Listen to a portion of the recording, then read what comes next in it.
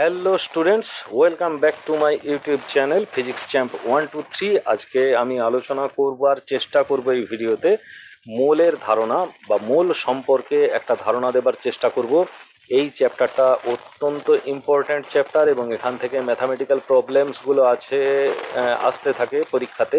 এবং এটাকে ভালো করে না বুঝলে প্রতি মুহূর্তেই সায়েন্স পড়তে গেলে আমাদেরকে একটা বাধার সম্মুখীন হতে হয়। সুতরাং আমাদেরকে যেই ক্লাসেই পড়ি না কেন এই বিষয়টা সম্পর্কে নলেজটাকে ক্লিয়ার করে ফেলাটাই সব থেকে বেটার। এখন দেখো যে মোলের ধারণা, মোল মানে জাস্ট একটা কোনো কিছুর পরিমাণকে বোঝায়। এখন পরমাণু বা অণুর সংখ্যা, সংখ্যা নয় মানে অণুর পরিমাণকে বোঝাতে গিয়ে আমরা মোল কথাটাকে ব্যবহার করে থাকি।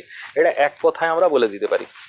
তো আমরা দেখেছি যে যদি আনকাউন্টেবল হেভি কিছুকে প্রকাশ করতে হয়, যেমন চাল, গম ইত্যাদিকে আমরা গ্রাম, কেজি, কুইন্টাল ইত্যাদি এককে প্রকাশ করে থাকি। আবার ধরো কাউন্টেবল কোনো কিছু, যেমন কলা, কমলা, লেবু, আম এই সবগুলোকে টি, ডজন, গন্ডা এই সমস্ত ইউনিট দিয়ে প্রকাশ করে থাকি। যেমন গ্রোস এই কথাটাও প্রকাশ করে থাকি। তো যাই হোক, এখন মানে বেসিক্যালি যেটা আমরা দেখতে পাচ্ছি যে পদার্থের প্রকৃতির উপরে নির্ভর করে আমরা যখন কোনো কিছু জিনিসের একটা পরিমাণকে বোঝানোর চেষ্টা করি, সেই পরিমাণের সঙ্গে সঙ্গে তার পাশে আমাদেরকে একটা এককও দিয়ে দিতে হয়। তো এই পরিমাণের সঙ্গে যে এককের প্রয়োজনীয়তা সেটা তো রয়েইছে এবং সেটাকে আমাদেরকে ব্যবহার করেই কিন্তু ইউনিট, ডাইমেনশন সমস্ত কিছুকে মেনটেন করেই কিন্তু একটা বিষয়ের পরিমাণকে বোঝাতে হয়। মানে এগুলো আমরা ফার্স্ট চ্যাপ্টারেই পড়েছি, মানে একদম প্রাথমিক পর্যায়ের দিকেই পড়েছি।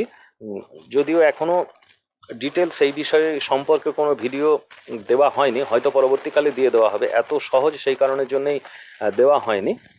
আশা করি সকলেই বিষয়টা বুঝেছো যে কোনো কিছুকে প্রকাশ করতে গেলে কোনো কিছু বিষয়, যেমন চালের পরিমাণ, এখন চালের অনেক কিছু ক্যারেক্টার রয়েছে, অনেক কিছু প্রকৃতি রয়েছে।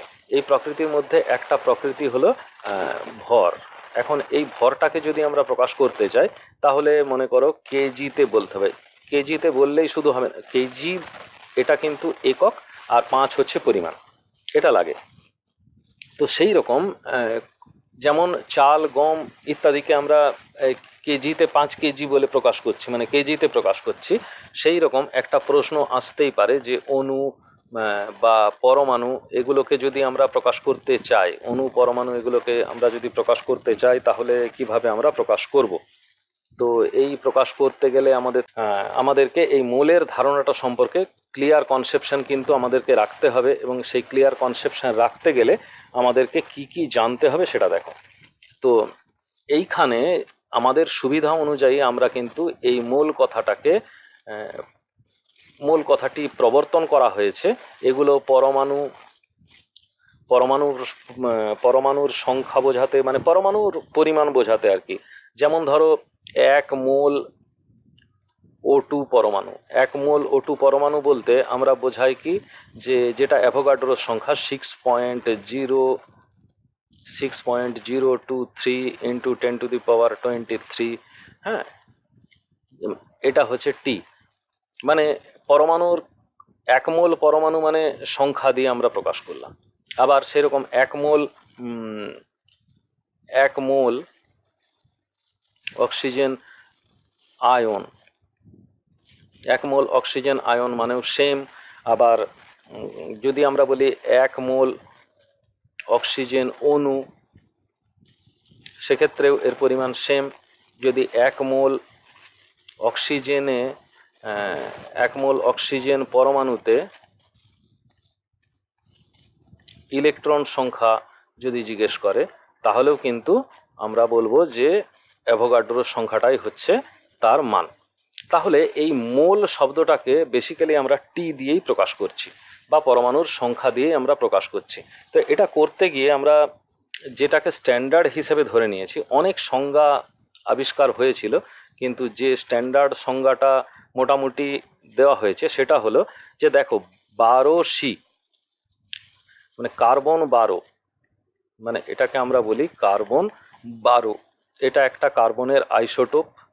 আইসোটোপ সম্পর্কে ধারণা তোমাদের নিশ্চয়ই আছে, যদি না থাকে অ্যাটমিক স্ট্রাকচার নিয়ে যে ভিডিও আসবে সেই ভিডিও থেকে ভিডিওটা একবার দেখে নেও, তাহলে আইসোটোপ সম্পর্কে আইডিয়াটা ক্লিয়ার হয়ে যাবে।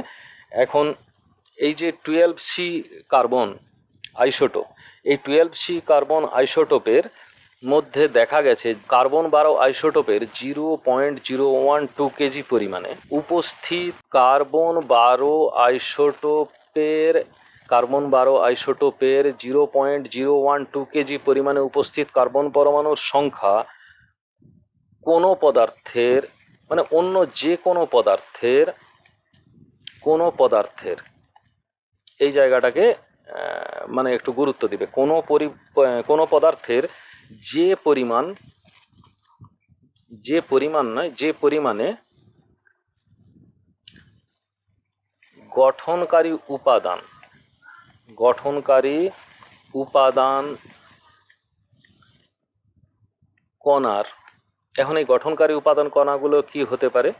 পরমাণু হতে পারে, আমি একটু আগেই বললাম পরমাণু, অণু হতে পারে, আয়ন হতে পারে, ইলেকট্রন হতে পারে, আর ইলেকট্রন হলে কি হবে? প্রোটন অবশ্যই হতে পারে, কিন্তু নিউট্রন হবে না, এই ইত্যাদি। তাহলে গঠনকারী উপাদান কণার যে সংখ্যা,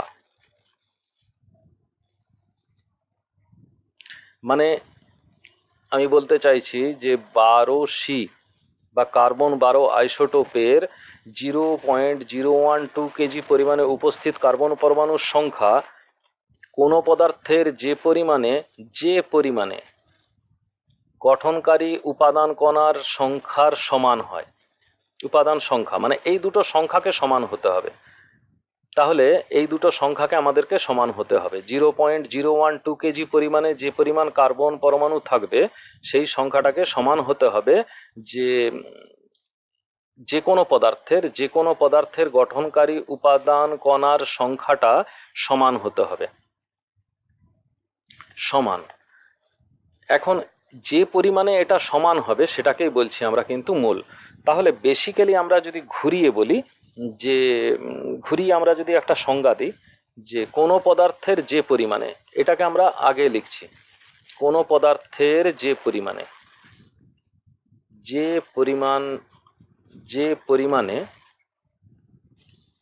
পদার্থটির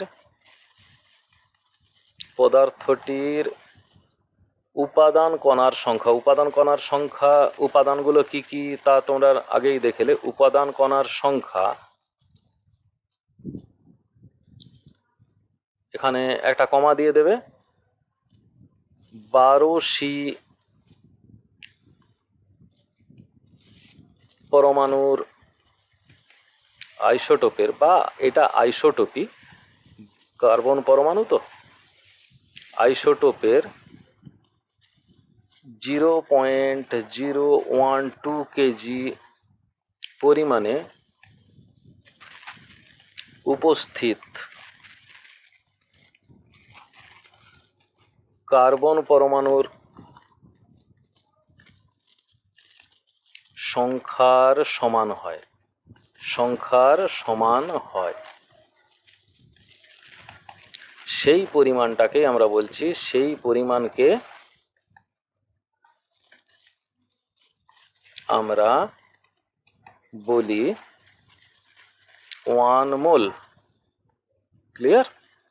এটাকে আমরা 1 মোল বলে বলছি।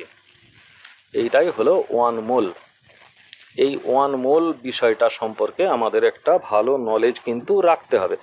এখন এই 1 মোল বিষয়টা, তাহলে কোনো পদার্থের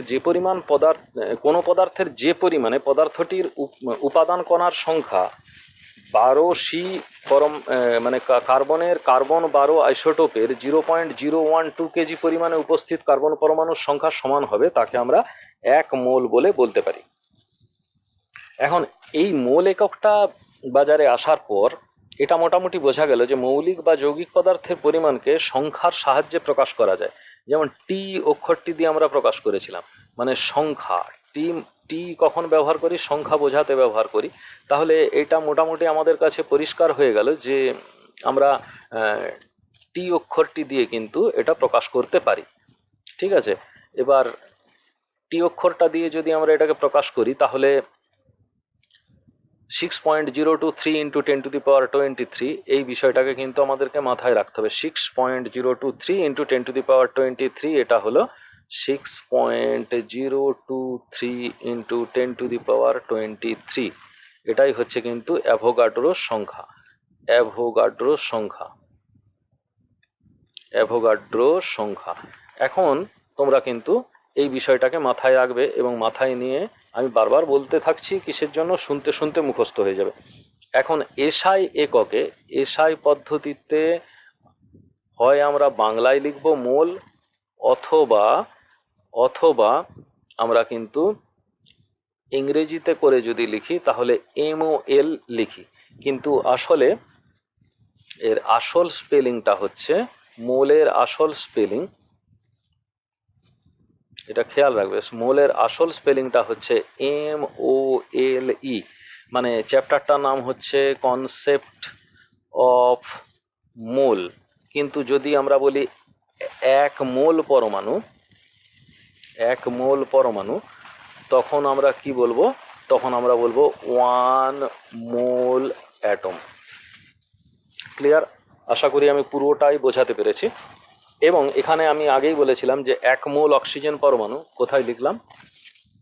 এইখানে লিখেছিলাম, দেখো দেখো এখানে আমরা কি লিখেছিলাম যে 1 মোল অক্সিজেন পরমাণু মানে 6.023 ইন্টু 10⁻23, 1 মোল অক্সিজেন অণু যদি বলি তাহলেও 6.023, 6.023 পয়েন্ট দেখা যাচ্ছে নিশ্চয়ই, ইন্টু 10⁻23, এটাও টি দিয়ে প্রকাশ করতে হবে, টি। আবার যদি 1 মোল অক্সিজেন আয়ন যদি বলি তাহলেও কিন্তু 6.023 ইন্টু 10⁻23, এটাও টি হবে। আবার যদি 1 মোল অক্সিজেন পরমাণুতে উপস্থিত ইলেকট্রন সংখ্যা বা প্রোটন সংখ্যা আমরা জানতে চাই, যদি কেউ জানতে চায়, সেক্ষেত্রেও ভ্যালুটা হবে 6.023 ইন্টু 10⁻23। বেসিক্যালি এইটাই হয়।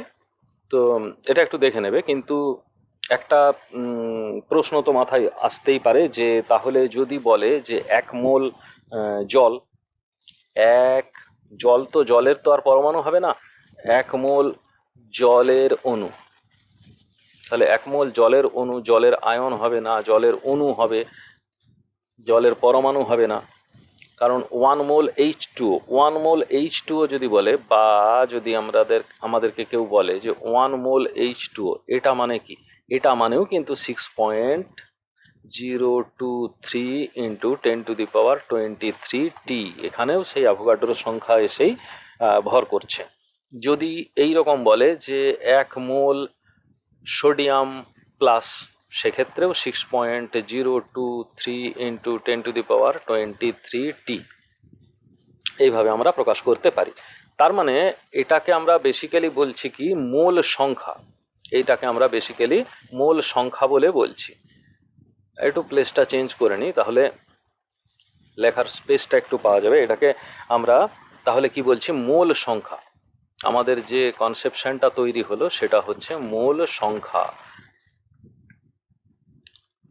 পরমাণুর সংখ্যা হতে পারে, মোল সংখ্যা বলতে পরমাণুর সংখ্যা হতে পারে, অণুর সংখ্যা হতে পারে, আয়নের সংখ্যা হতে পারে, ইলেকট্রনের সংখ্যা হতে পারে,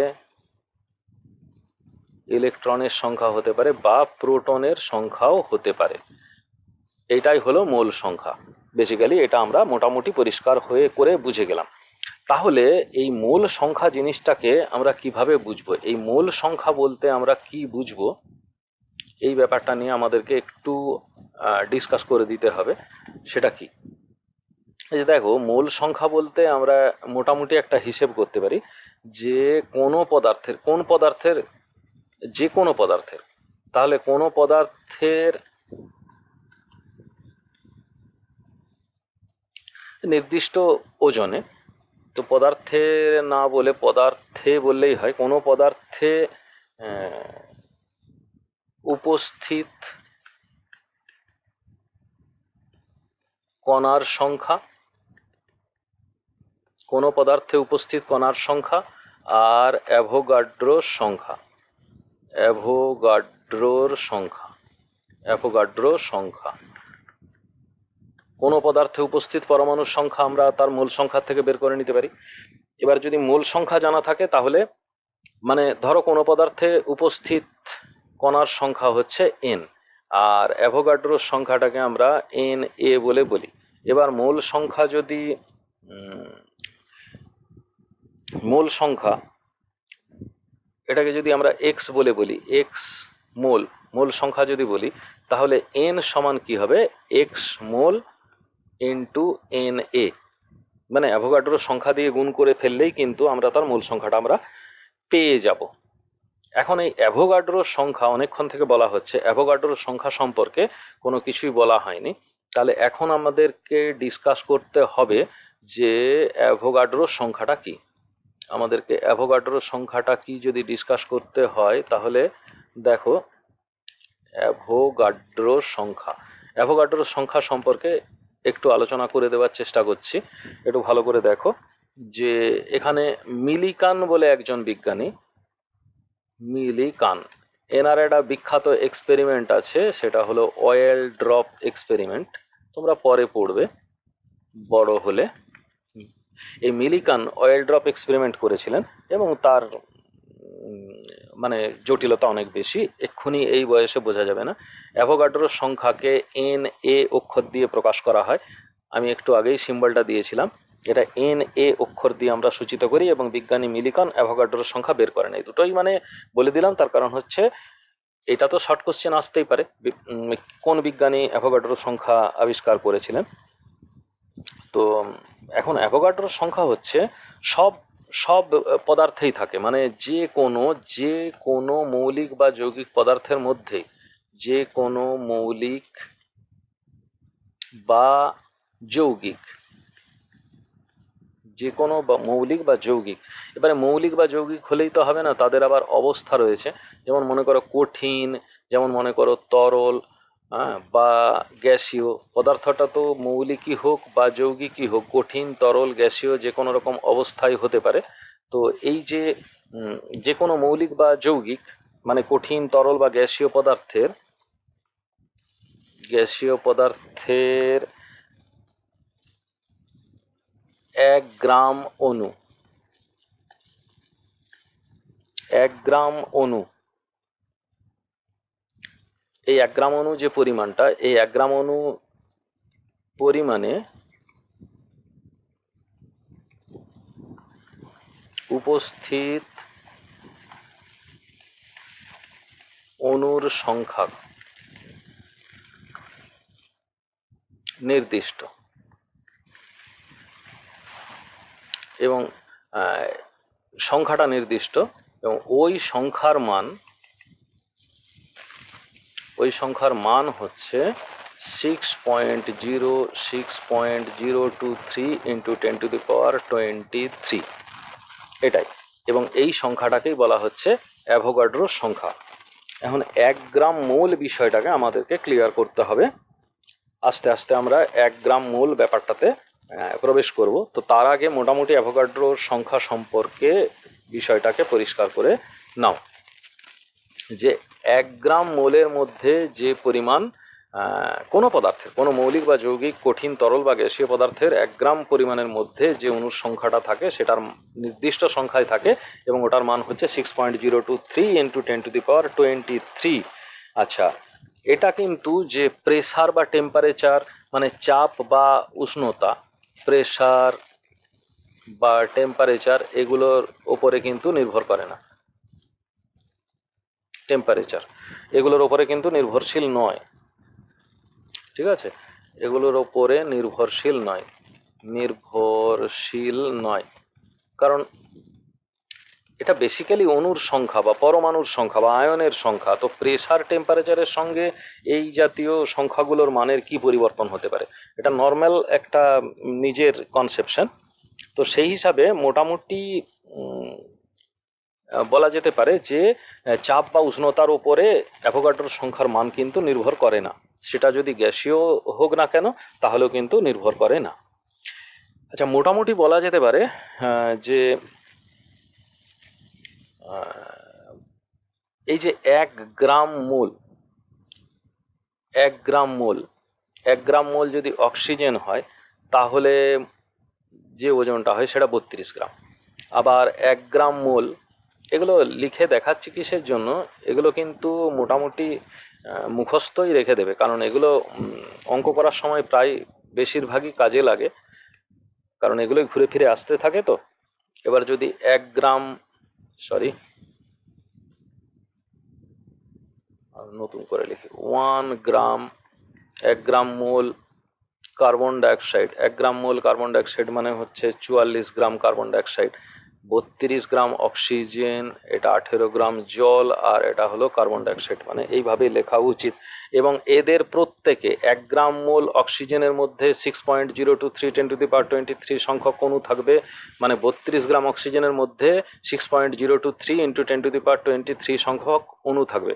1 গ্রাম মোল জলের মধ্যে, মানে 18 গ্রাম জলের মধ্যে 6.023 × 10⁻23 সংখ্যক অণু থাকবে। আবার 1 গ্রাম মোল কার্বন ডাইঅক্সাইডের মধ্যে বা 44 গ্রাম কার্বন ডাইঅক্সাইডের মধ্যে 6.023 × 10⁻23 সংখ্যক অণু থাকবে।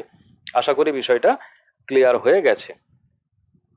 তাহলে যে কোনো মৌলের 1 গ্রাম পরমাণুতে উপস্থিত পরমাণুর সংখ্যাকে আমরা বলতে পারি অ্যাভোগাড্রোর সংখ্যা। এটাকে একটু রিপ্লেস করে নিই, যে কোনো মৌলের 1 গ্রাম পরমাণুতে উপস্থিত, যে কোনো মৌলের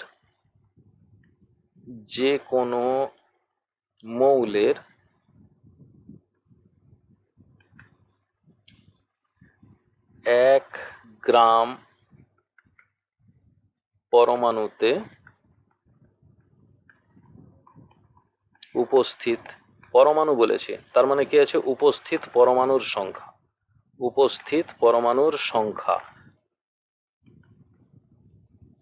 1 গ্রাম পরমাণুতে উপস্থিত পরমাণুর সংখ্যাকে বলে অ্যাভোগাড্রোর সংখ্যা।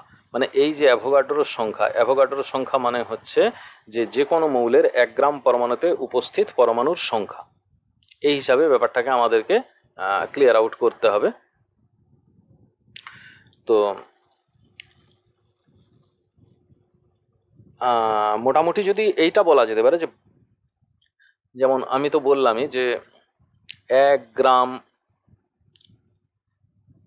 গ্রাম মোল কার্বন, 1 গ্রাম মোল কার্বন মানে হচ্ছে 12 গ্রাম কার্বন। 1 গ্রাম, এটা 1 গ্রাম মোল নাইট্রোজেন, মানে নাইট্রোজেন হচ্ছে 14, এটা হচ্ছে 14 গ্রাম নাইট্রোজেন। আর 1 gram mole oxygen, 1 gram mole oxygen equal to, 1 gram mole 16 gram oxygen. এবার যদি পরমাণু যদি হয় তাহলে এটা 16 গ্রাম হচ্ছে, কিন্তু যদি এটা অণু হতো, এইখানে কিন্তু 1 গ্রাম মোল এইখানে বিষয়টাকে খেয়াল রাখবে। এখানে 1 গ্রাম মোল কার্বন, 1 গ্রাম মোল নাইট্রোজেন, 1 গ্রাম মোল, এখানে চিহ্নগুলো কিন্তু CN2O2, কিন্তু এইগুলো দেবে না। এইগুলো কি লেখা আছে এগুলো ভালো করে দেখতে হবে। এইখানে কিন্তু 1 গ্রাম পরমাণু, এটা অ্যাটম, 1 গ্রাম পরমাণু কার্বন, এখানেও 1 গ্রাম অ্যাটম নাইট্রোজেন, এগুলো জাস্ট তখন সিম্বল হয়ে যাচ্ছে। অক্সিজেন, নাইট্রোজেন, কার্বন এগুলো জাস্ট চিহ্ন হিসাবে ব্যবহার হচ্ছে। সি দেখে পরমাণু, N2 দেখে অণু বা O2 দেখে অক্সিজেন, এইগুলো কিন্তু প্রকাশিত হচ্ছে না। এগুলো কিন্তু মাথায় রেখে বিষয়টাকে একটু ক্ল্যারিফাই করে নেবে, না হলে কিন্তু বারে বারেই ঝামেলায় পড়তে হতে পারে। তো মোটামুটি আমরা তাহলে দেখলাম যে যদি অণু হয় তাহলে আবার বলি যে 1 গ্রাম অণু অক্সিজেন, 1 গ্রাম অণু অক্সিজেন মানেই তখন কিন্তু হয়ে যাবে 32 গ্রাম হয়ে যাচ্ছে। কিন্তু 1 গ্রাম পরমাণু, 1 গ্রাম পরমাণু অক্সিজেন, 1 গ্রাম পরমাণু অক্সিজেন মানে হচ্ছে 16 গ্রাম। তাহলে এখান থেকে কারণ কি না, অক্সিজেন অক্সিজেন O2 মানে হচ্ছে অক্সিজেন পরমাণু, এটা তো সিম্বল, সরি, অক্সিজেন পরমাণু, পরমাণু নয়, এটা হলো অক্সিজেন অণু। এটা জাস্ট একটা চিহ্ন দিয়ে বোঝানো হচ্ছে, কিন্তু চিহ্নটা অক্সিজেনের চিহ্ন হচ্ছে O, কিন্তু অক্সিজেন অণু হচ্ছে O2। এটা খেয়াল রেখে, কারণ অক্সিজেন অণু দ্বিপরমাণুক, দ্বিপরমাণুক, এদেরকে বলা হচ্ছে দ্বিপরমাণু। সব গ্যাস কিন্তু দ্বিপরমাণুক নয়, মানে দুটো অক্সিজেন পরমাণু মিশে একটা অক্সিজেন অণু তৈরি হচ্ছে, এটা খেয়াল রাখতে হবে। খেয়াল রেখে কিন্তু আমাদেরকে কাজ করতে হবে। সেরকম নাইট্রোজেন, নাইট্রোজেন যদি 1 গ্রাম মোল হয় তখন 14 গ্রাম হবে, কিন্তু যদি N2 বলে দেওয়া থাকে তখন কিন্তু এটা 28 গ্রাম হবে। কার্বন হলে 12 হবে, কার্বন হলে 12 হবে। এখন যদি কার্বনের বদলে যদি কার্বন ডাইঅক্সাইড বলে, দেখো কার্বন ডাইঅক্সাইড আমরা কি করে বের করব? তাহলে কার্বন ডাইঅক্সাইড, কার্বনের হচ্ছে 12 প্লাস অক্সিজেনের দুটো রয়েছে 2 ইন্টু 16, তাহলে 12 প্লাস 32 মানে হচ্ছে 44 গ্রাম। এটা কিন্তু অণু অবশ্যই, ঠিক আছে। এখন এই সবগুলোতেই কত সংখ্যক অণু থাকবে? 6.023 ইন্টু 10⁻23 অণু থাকবে যদি কার্বন ডাইঅক্সাইড হয়। তাহলে এখানে অণু থাকবে, এখানে পরমাণু হলে পরমাণু থাকবে, এখানে অণু হলে অণু থাকবে, এখানে পরমাণু হলে পরমাণু থাকবে। যদি 2C হয়, মানে C2 হয় না, 2C হতে পারে, 2C হলে 24 গ্রাম, সেটা ঠিক আছে, কিন্তু C2 হয় না, C2 হয় না, মানে কার্বন দ্বিপরমাণুক নয়। তাহলে মোটামুটি যেটা অ্যাভোগাড্রোর সংখ্যা হিসাবে বলা হয়েছে, যে কার্বন 12 আইসোটোপকে আমরা কিন্তু এই সংখ্যাতে ফার্স্ট মোলের যে মোলের যে ডেফিনেশন, সেই মোলের ডেফিনেশন দিতে যে প্রথমেই বলেছিলাম 12C কার্বনে কার্বন 12 আইসোটোপকে আমরা ব্যবহার করছি। এই কার্বন 12 আইসোটোপের 0.012 কেজি পরিমাণে উপস্থিত কার্বন পরমাণুর সংখ্যাই হচ্ছে 6.0.023 ইন্টু 10⁻23।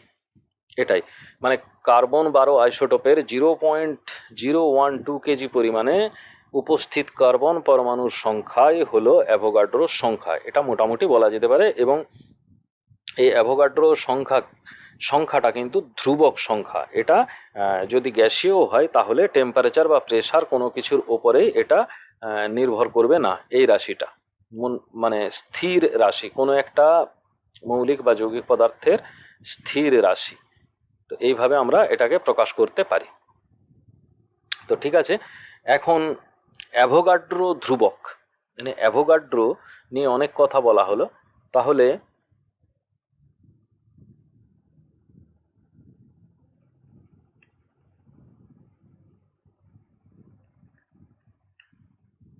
অ্যাভোগাড্রো ধ্রুবক, তাহলে অ্যাভোগাড্রো ধ্রুবক কি? এটা হচ্ছে যে Na by mole, Na by mole. এখানে আমরা কি দেখেছিলাম, যে মোল সংখ্যা, আগে দেখেছিলাম মোল সংখ্যা সমান হলো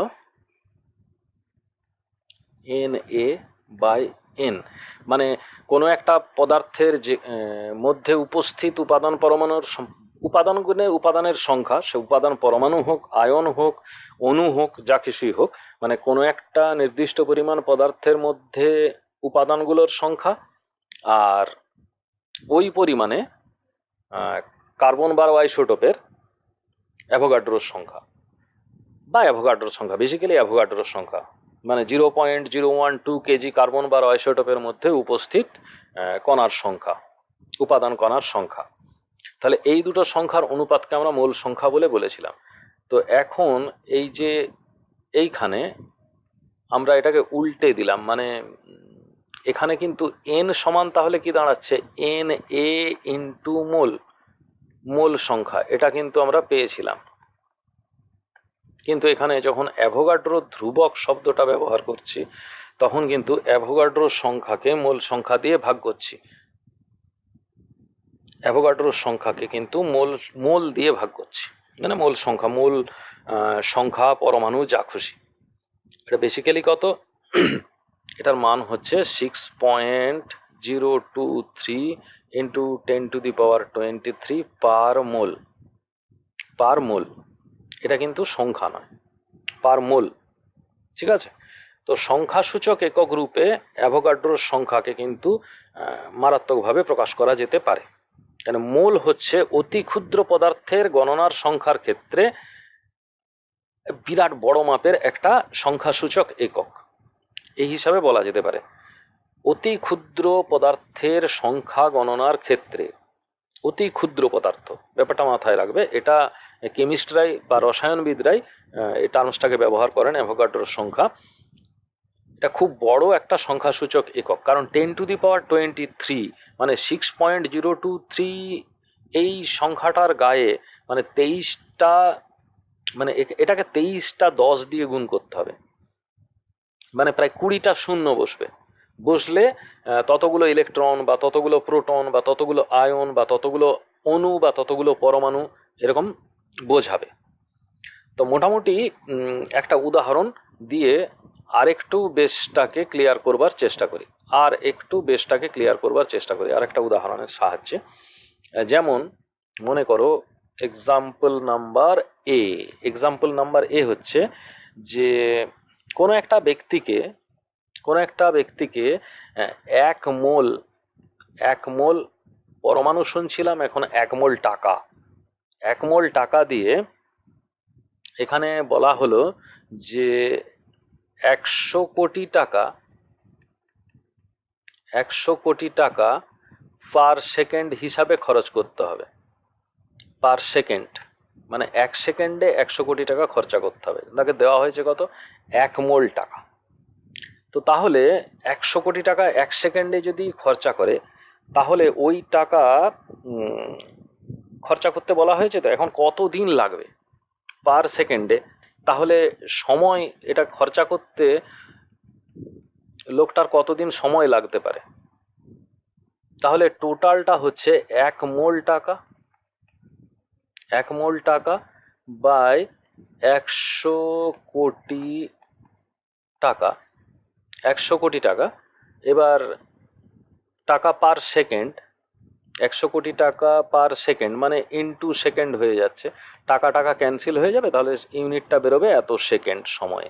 তাহলে কত সেকেন্ড মোটামুটি হতে পারে? তাহলে 1 মোল সেকেন্ড মানে যে 1 মোল টাকা মানে কত কোটি টাকা, তার কোনো ইয়ত্তা নেই।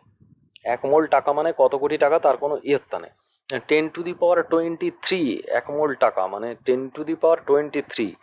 এখানে বলা যেতে পারে, আমি আর লিখছি না, মানে 6.023 ইন্টু 10⁻23। তাহলে এইটাকে 100 কোটি দিয়ে ভাগ করা হচ্ছে, 6.023 ইন্টু 10⁻23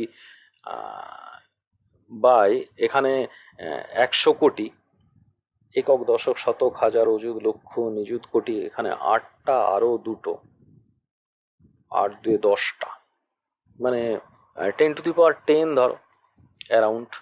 তাহলে মোটামুটি দাঁড়াচ্ছে 6.023 ইন্টু 10⁻13, তার মানে 6 0 2 3, এরপরে 10টা শূন্য 1 2 3 4 5 6 7 8 9 10, তার মানে একক দশক শতক হাজার অযুত লক্ষ নিযুত কোটি, এরকম একটা দাঁড়াচ্ছে।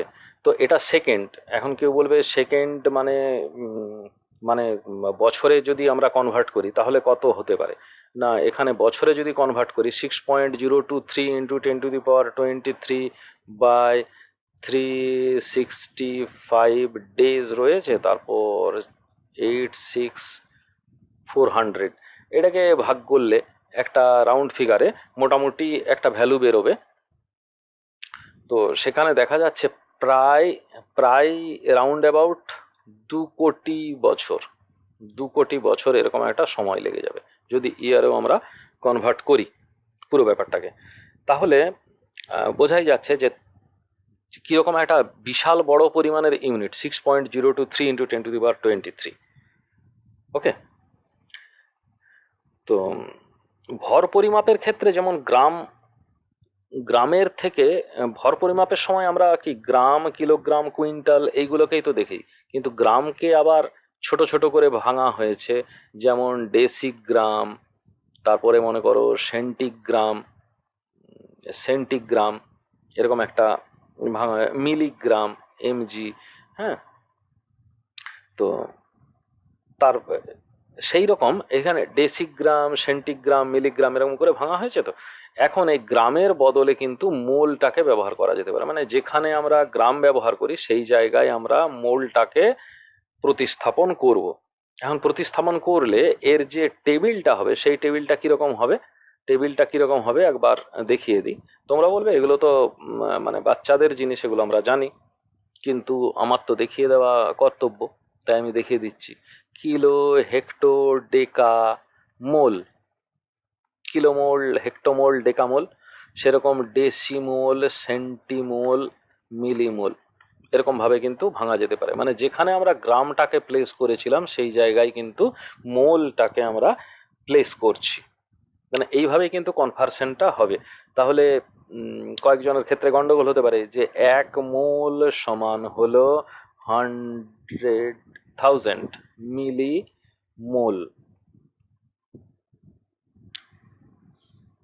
আবার 1 মোল, 1 মোল মানে হলো 0.001 কেজি মোল, এরকম। এইভাবে কিন্তু আমরা কনভার্সনটা করতে পারি। তো অ্যাভোগাড্রোর এই যে সংখ্যা, এই সংখ্যার মাধ্যমে আমরা যেগুলো আণুবীক্ষণিক আর দৃশ্যমান যে জগৎ, আণুবীক্ষণিক জগৎ মানে যেগুলো প্রায় খালি চোখে দেখা যায় না, অণুবীক্ষণ যন্ত্রের সাহায্যে দেখতে হয় বা তার থেকেও ছোট, সেই জগৎটার সঙ্গে দৃশ্যমান জগতের একটা কোরিলেশন স্থাপন করার চেষ্টা করি, মোটামুটি একটা কোরিলেশন স্থাপন করার চেষ্টা করি। যেমন একটা উদাহরণ দেওয়াই যেতে পারে। উদাহরণ দিতে গেলে একটু ভালো কালি নেওয়া যেতে পারে। একটু ভালো কালি নিয়ে নিলে মাঝে মাঝে কালিটা চেঞ্জ করলে কি হয়, দেখতে ভালো লাগে। এক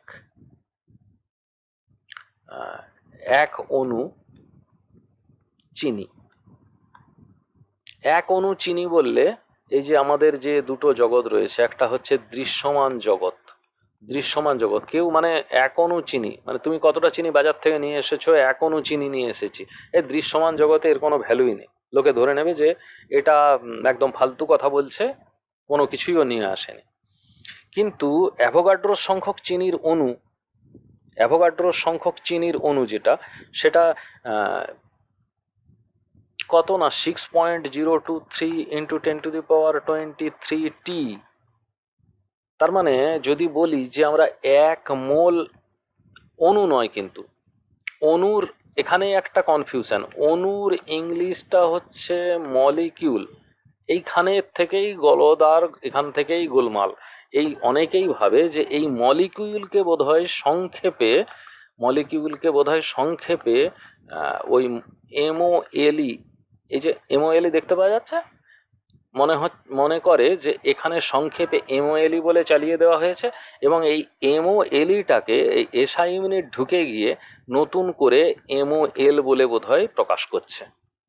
আর গন্ডগোলের সূত্রপাতটাই কিন্তু এই জায়গার থেকে শুরু হয়। সুতরাং এরকম কনসেপশন মাথাতে রাখবে না, একদমই রাখবে না। এক্ষুনি দেখবে যে 1 মোল, সরি এটা চিনি, 1 মোল চিনি, 1 মোল চিনি মানে, 1 মোল চিনি মানে হচ্ছে কিন্তু এতগুলো চিনি রয়েছে। এখন এই যে চিনির 1 মোল চিনি, তখন বলতে হবে 1 মোল চিনি মানে এর চিনিটা কি, চিনিটা হচ্ছে এর একটা আণবিক গঠন রয়েছে, চিনির আণবিক গঠন খুঁজতে হবে আমাকে। তাহলে 1 মোল চিনি মানে এখানে তো 6.023 ইন্টু 10⁻23 সংখ্যক চিনি রয়েছে।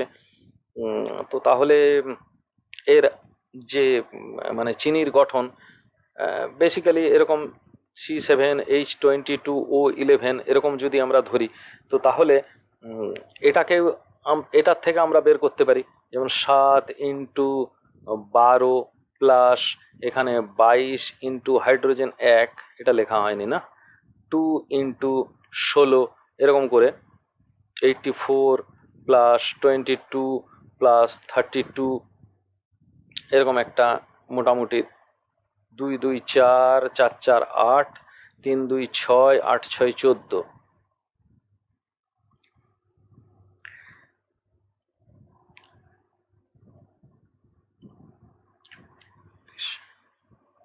মোটামুটি এইরকম একটা ধরা যেতে পারে। এবার চিনির গঠন তো আর এইরকম নয়, এর সঙ্গে এন দিয়ে গুণ করা হয়। মোটামুটি ভাবে বলা যেতে পারে যে এত গ্রাম চিনি নিয়ে এসেছি, তাহলে মোটামুটি একটা বাস্তব অস্তিত্ব আছে। 148 গ্রাম চিনি মানে বিশাল পরিমাণ না হলেও মোটামুটি তার একটা অস্তিত্ব রয়েছে। তাহলে বোঝাই যাচ্ছে যে এই মোল কথাটা MOL এটা কিন্তু অণুর থেকে আসছে না, যে কারণের জন্য এত ক্লিয়ার করে বলতে হচ্ছে। তো এখানে অ্যাভোগাড্রোর সংখ্যা, এখন কেউ কেউ বলতে পারে যে আমি তো বায়োলজি পড়ি, মানে আমার প্যাশন হচ্ছে ডাক্তারি পড়া, তাহলে আমার এই অ্যাভোগাড্রোর সংখ্যা না জানলেও চলবে। ভুল ধারণা। কেউ বলবে আমি ফিজিক্স পড়ি, আমাদের তো এত মাথা ব্যথা নেই এগুলো নিয়ে, ভুল ধারণা। এবং কেউ বলবে আমরা কেমিস্ট্রি পড়ি, এটা শুধুমাত্র আমাদের প্রপার্টি, সুতরাং অ্যাভোগাড্রোর সংখ্যার বিষয়ে যা কথা বলবো আমরাই বলবো, এটাও ভুল ধারণা। কারণ হায়ার লেভেলে একটার সঙ্গে আরেকটার কোরিলেশন রয়েছে, একটার সঙ্গে আরেকটার কোরিলেশন রয়েছে। এরা প্রত্যেকটা মিলিয়েই কিন্তু যেটা তৈরি হয়েছে সেটা হচ্ছে সায়েন্স। প্রত্যেকটা মিলিয়ে সায়েন্স তৈরি হয়েছে। এগুলো এক একটা স্ট্রিম, সায়েন্সের একটা স্ট্রিম, বৃহত্তর শাখার একটা ক্ষুদ্রতর অংশ মাত্র। প্রত্যেকের দৃষ্টিভঙ্গি আলাদা, চাহিদা কিন্তু সেম।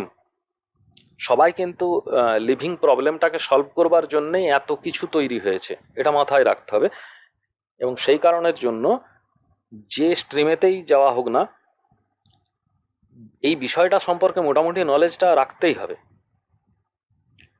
যেমন একটা প্রশ্ন তো ছোটবেলাকায় দিয়েই দিতে পারে, মানে ধরো যারা মাধ্যমিক ক্যান্ডিডেট, তাদের সুবিধা হচ্ছে কি যে ওই এই চ্যাপ্টারটা তো আমাদের নেই, খুব ভালো কথা, এই চ্যাপ্টারটা নেই, কিন্তু যখনই গ্যাস ল পড়ানো হবে তখনই বুঝিয়ে দেবে এই চ্যাপ্টারটার গুরুত্বটা কতটা। বা যখন রাসায়নিক সমীকরণগুলো, রাসায়নিক সমীকরণের যে ম্যাথামেটিক্যাল প্রবলেম রয়েছে, রাসায়নিক সমীকরণ দিয়ে রাসায়নিক বিক্রিয়ার যে প্রবলেমগুলো, সেই প্রবলেমগুলোকে ফেস করতে গেলেও কিন্তু মাধ্যমিক ক্যান্ডিডেটদের অত্যন্ত গুরুত্বপূর্ণ। এবং ক্লাস 9-এ যারা পড়ছে তাদের তো এটা সিলেবাসের ভেতরেই রয়েছে, সুতরাং এখান থেকেই সূত্রপাত হওয়া উচিত। একদম ক্লাস 9-এর ক্যান্ডিডেটদের ক্ষেত্রেও এটা যেমন জরুরি, মাধ্যমিক ক্যান্ডিডেটদের ক্ষেত্রেও জরুরি, 11-এর ক্যান্ডিডেটদের ক্ষেত্রেও জরুরি, এবং 12-এর ক্যান্ডিডেটদের ক্ষেত্রেও জরুরি। আর যদি কলেজ লেভেলে হায়ার এডুকেশনের ক্ষেত্রে, এটা আমি আর নাই বললাম, হায়ার এডুকেশনে অ্যাভোগাড্রোর সংখ্যা বাদ দিয়ে প্রায় কিছুই হবে না। যেমন ধরো পারমাণবিক ভর বা এই অ্যাভোগাড্রোর সংখ্যার যদি গুরুত্ব, এতক্ষণ ধরে গুরুত্বটাই বোঝানোর চেষ্টা করছি, অ্যাভোগাড্রোর সংখ্যার গুরুত্বটা কি, মানে এগুলো তো আর পরীক্ষায় লিখতে পারবে না। পরীক্ষায় লিখতে গেলে মোটামুটি একটা কথা বলতে পারা যায় যে পারমাণবিক ভর আর আণবিক ভর থেকে অণুর সংখ্যা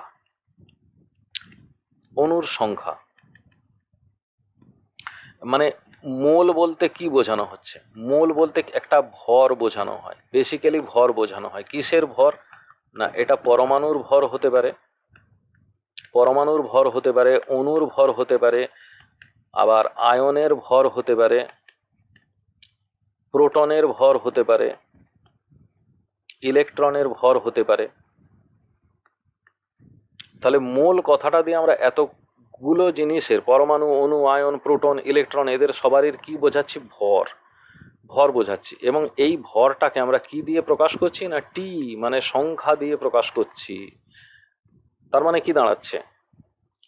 পরমাণুর সংখ্যা, অণুর সংখ্যা, আয়নের সংখ্যা, প্রোটনের সংখ্যা, ইলেকট্রন সংখ্যা, যখনই মানে অ্যাভোগাড্রোর সংখ্যাই চলে যাচ্ছে, মানে একটা নয়, 1 মোল মানে একটি নয়, 1 মোল মানে হচ্ছে এখানে 6.023 ইন্টু 10⁻23, এই টি দিয়ে প্রকাশ করছি, কিন্তু আসলে আমরা প্রকাশ করছি তার ভরকে। তাহলে অণুর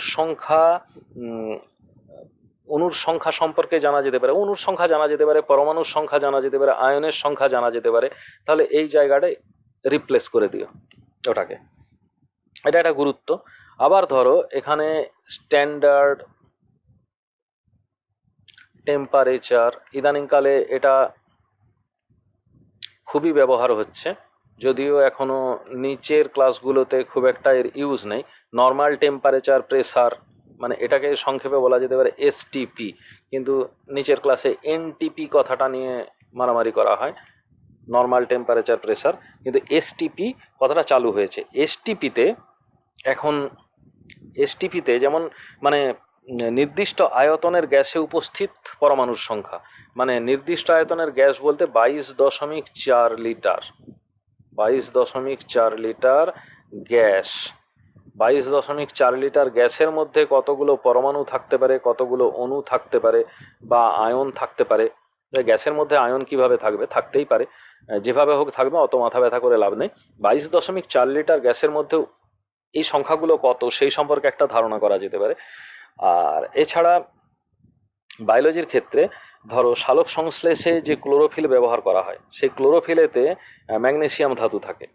তাহলে প্রতি গ্রাম ক্লোরোফিলে ম্যাগনেসিয়াম পরমাণুর সংখ্যা যদি বের করতে হয়, একটা বায়োলজি স্টুডেন্টের জন্য একটা ধামাকা, যে এখানে অঙ্কটা দিচ্ছি।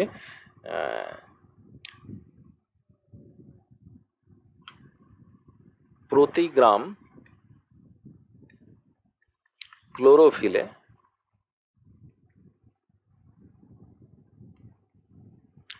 কি থাকে, ম্যাগনেসিয়াম থাকে। প্রতি গ্রাম ক্লোরোফিলে ম্যাগনেসিয়াম পরমাণু, মানে 1 গ্রাম ক্লোরোফিলের মধ্যে ম্যাগনেসিয়াম পরমাণুর সংখ্যা হচ্ছে 6.69 × 10⁻20, এটা রয়েছে। তাহলে এই যে ক্লোরোফিলেতে ধরো এখানে 10 গ্রাম ক্লোরোফিল ব্যবহার করা হয়েছে, 10 গ্রাম ক্লোরোফিল, 10 গ্রাম ক্লোরোফিলেতে ম্যাগনেসিয়ামের শতকরা পরিমাণ কত, এগুলো যখনই রিসার্চ কোয়ালিটির কাজ হবে তখন এই জাতীয় ছোটোখাটো অঙ্কগুলো এসে ঝামেলা পাকাবে। বা রক্তে আয়রনের পরিমাণ, রক্তে এফি এর পরিমাণ, এটা বের করতে হবে। কিভাবে বের করবে, অঙ্কটা কোথায়? অঙ্কটা হচ্ছে এই অ্যাভোগাড্রোর সংখ্যা দিয়ে বের করতে হবে। সেরকম পদার্থবিজ্ঞানের ক্ষেত্রেও বলা যেতে পারে যে 4 ডিগ্রি সেন্টিগ্রেড উষ্ণতায় জলের ঘনত্ব বলে দেওয়া আছে, জলের আণবিক ভর বলে দেওয়া আছে, জলের মোলার আয়তন বার করতে বলছে। এখন কিভাবে করা যাবে? এই মানে অঙ্কগুলো কিন্তু পরের দিকে আমাদেরকে ফেস করতে হবে। 4 ডিগ্রি সেন্টিগ্রেড উষ্ণতায় জলের যে ঘনত্ব তো ডি বলে লেখা হয় বা রো বলে লেখা হয়, আমি ডি বলে লিখছি। 1 গ্রাম/মোল এরকম একটা বলা যেতে পারে, 1 গ্রাম/মিলিলিটার এরকম একটা বলা যেতে পারে। তাহলে জলের আণবিক ভর,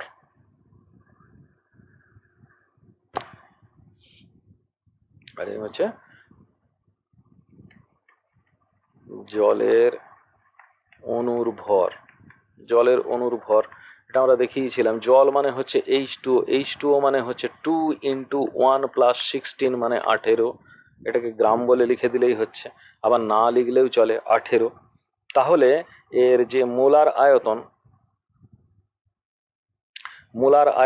মোলার আয়তনটা কত হবে?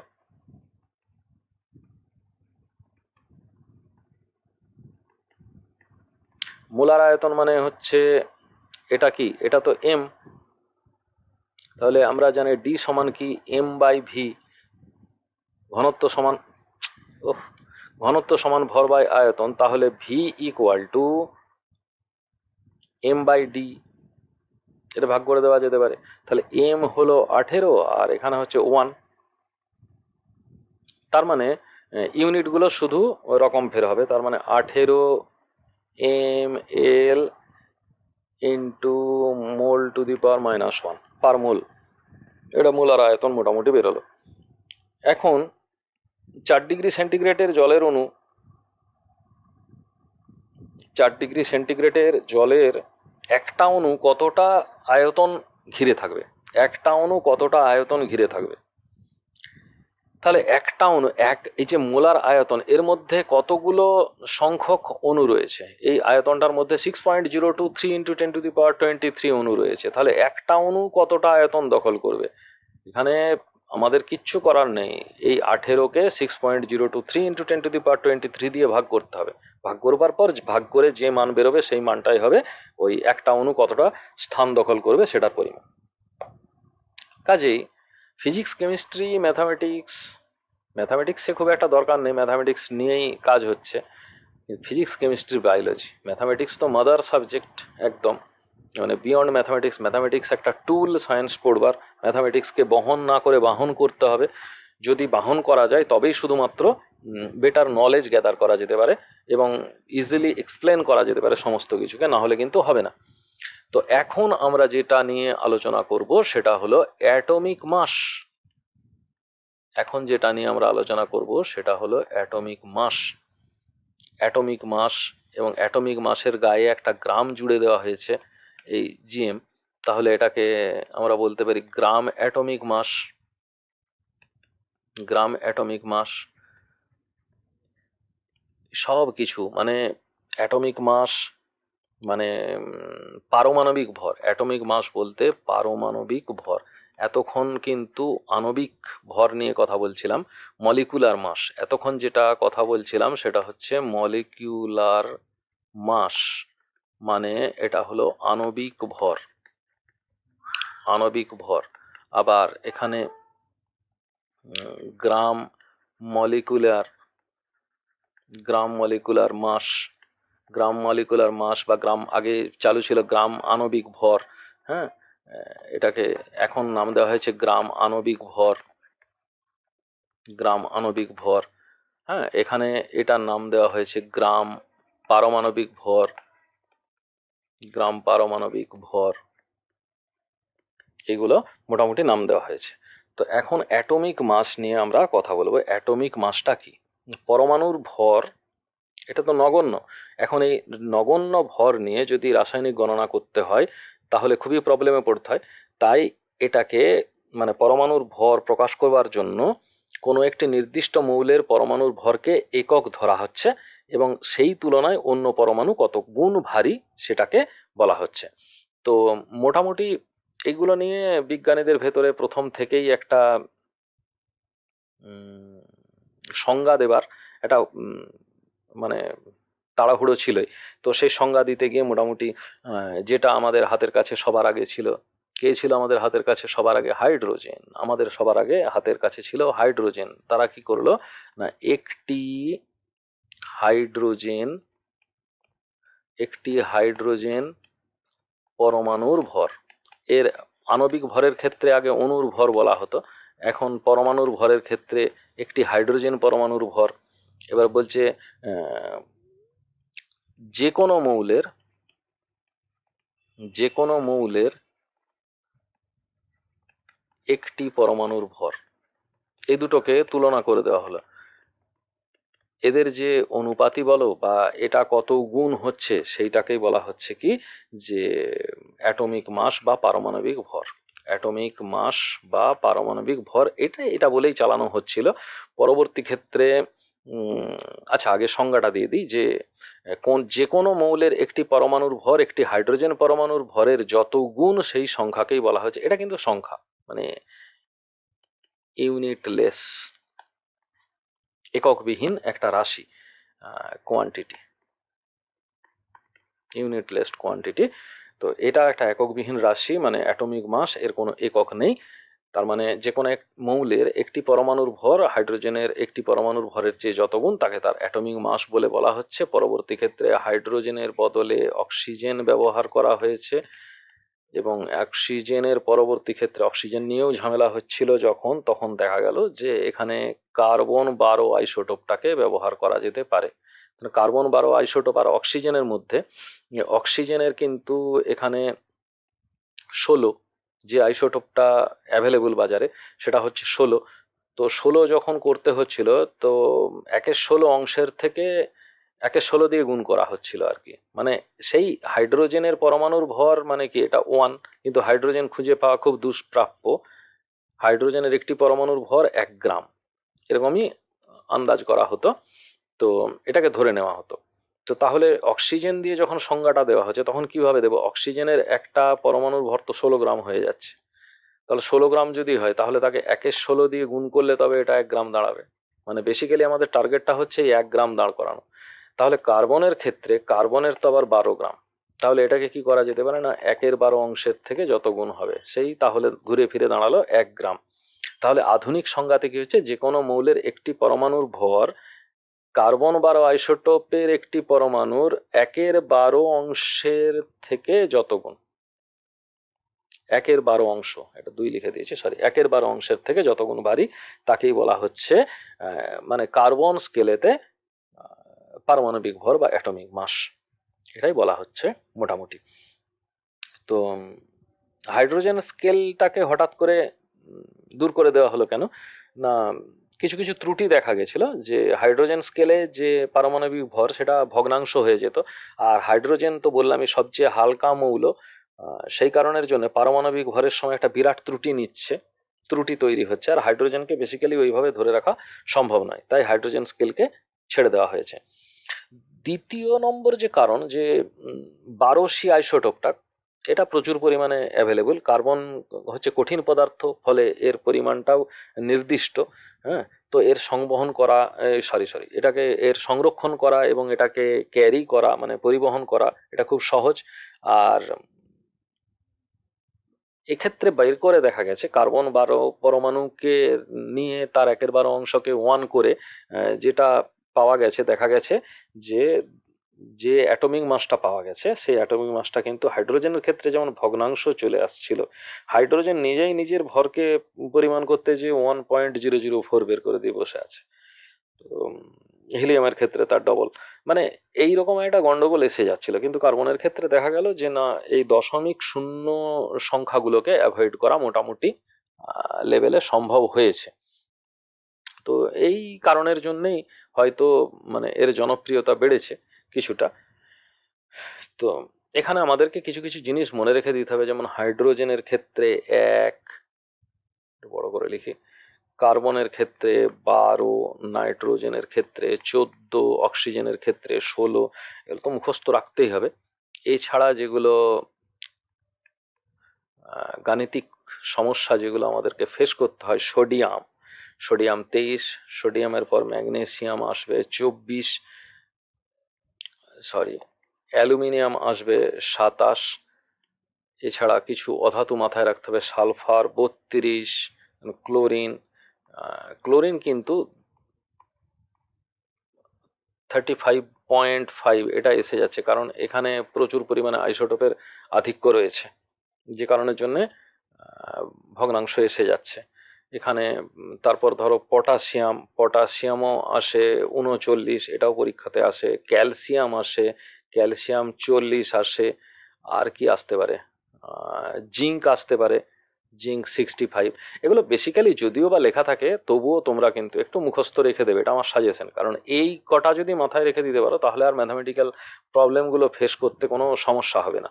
যেন হাইড্রোজেন, কার্বন, নাইট্রোজেন মানে 1, হাইড্রোজেন 1, কার্বন 12, নাইট্রোজেন 14, অক্সিজেন 16, হ্যাঁ, সোডিয়াম 23, ম্যাগনেসিয়াম 24, অ্যালুমিনিয়াম 27, সালফার 32, মোটামুটি প্রায় সাজিয়ে দিয়েছি। ক্লোরিন 35.5, পটাশিয়াম 39, ক্যালসিয়াম 40, জিঙ্ক 65, এইগুলোই বেসিক্যালি মোটামুটি আসতে থাকে।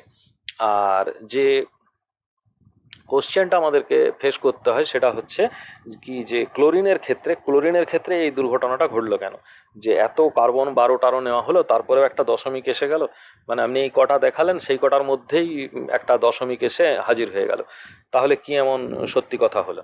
অ্যাকচুয়ালি মানে প্রকৃতিতে ক্লোরিনের, এটা ক্লোরিন, ঠিক আছে, এগুলো লিখে লিখে এমন অভ্যেস হয়ে গেছে। ক্লোরিনের আইসোটোপ পাওয়া যায়, কি কি আইসোটোপ পাওয়া যায়? ক্লোরিন পাওয়া যায় একটা 35, এটা বেরোলেই ভালো হতো।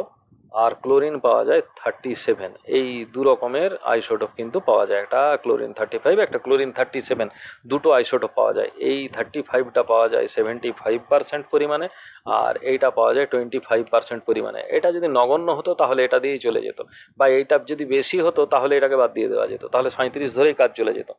কিন্তু একে তো বাদ দেওয়া যাচ্ছে না কাউকে, সেই কারণের জন্যে এদের যে মানে পার্সেন্টেজগুলো, সেই পার্সেন্টেজগুলোকে 35-এর 75%, আর 37-এর 25% মিলিয়ে এটাকে অ্যাভারেজ করতে হচ্ছে, টোটাল 100। এটার একটা গড় নির্ণয় করা হচ্ছে। তাহলে গড় অ্যাটমিক মাস অফ ক্লোরিন, এটা অ্যাভারেজ নেওয়া হচ্ছে। তাহলে এইটা কিন্তু 35.5 হয়ে যাচ্ছে। এই কারণের জন্য দশমিক আসছে। এই কোশ্চেনটা কিন্তু মানে অনেক পুরানো কোশ্চেন, চলে আসতে পারে, পরীক্ষাতে এসে যেতে পারে, সুতরাং এটাকেও মাথায় রাখা জরুরি। এরপরে আমরা গ্রাম পারমাণবিক ভর নিয়ে কথা বলবো। যে গ্রাম পারমাণবিক ভর মানে যেটাকে আমরা বলছিলাম গ্রাম অ্যাটমিক মাস। তোমাদের বোঝার সুবিধার জন্য আমি ধরে ধরে বলছি, ভিডিওটা লম্বা হচ্ছে, তোমরা ধৈর্য ধরে দেখবে, বা একটানে না দেখতে পারলেও রিউইন্ড করে 2-3 বারের মধ্যে এটা দেখে নেবে। কাটিং করতে গেলে ফ্লোটা নষ্ট হয়ে যায়, যে ছোট ছোট ভিডিও দেওয়াই যেতে পারত, কিন্তু সেটা করতে গেলে এক তো টাইম ফ্যাক্টর একটা কাজ করে যায়, প্লাস হচ্ছে আবার কবে বসবো সেটা নিয়ে একটু সমস্যা তৈরি হয়। তাহলে এটা কিন্তু গ্রাম অ্যাটমিক মাস কিছুই নয়, যে গ্রামে প্রকাশিত পারমাণবিক ভর। পারমাণবিক ভর, কোনো একটা পদার্থের গ্রামে প্রকাশিত পারমাণবিক ভরকেই বলা হচ্ছে গ্রাম অ্যাটমিক মাস। যেমন নাইট্রোজেনের পারমাণবিক ভর, নাইট্রোজেনের পারমাণবিক ভর বা অ্যাটমিক মাস দুটোই বলে দিচ্ছি, কারণ পরের দিকে যেন না কোনো কনফিউশন তৈরি হয়। কারণ এই কনফিউশনগুলো আমার নিজেরই তৈরি হয়েছিল, এবং পরে মানে যখন কনফিউশন তৈরি হয়েছে তখন বোঝানোর মতো কেউ ছিল না। নাইট্রোজেনের পারমাণবিক ভর 14, বা অ্যাটমিক মাস হচ্ছে 14। এখন নাইট্রোজেনের যদি বলে গ্রাম পারমাণবিক ভর কত, গ্রাম পারমাণবিক ভর, গ্রাম পারমাণবিক ভর হচ্ছে 14 গ্রাম। জাস্ট একটা গ্রাম জুড়ে গেল। তাহলে এখানেও কিন্তু গ্রাম অ্যাটমিক মাস, গ্রাম অ্যাটমিক মাস, ঠিক আছে। তাহলে এন গ্রাম অ্যাটম এরকম করেও লেখা যেতে পারে সংক্ষেপে, সেটা হচ্ছে 14 গ্রাম, এইভাবে বলা যেতে পারে।